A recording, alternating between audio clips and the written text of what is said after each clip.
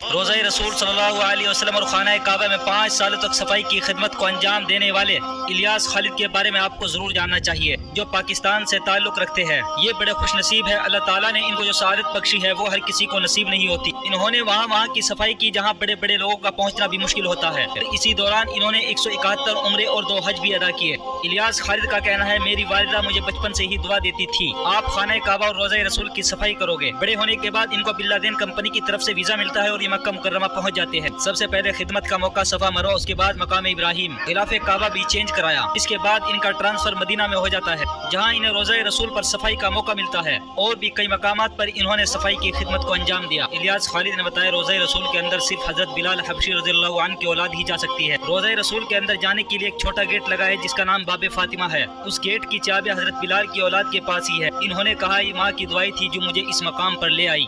और वीडियो देखने के लिए चैनल को सब्सक्राइब, वीडियो को लाइक करें।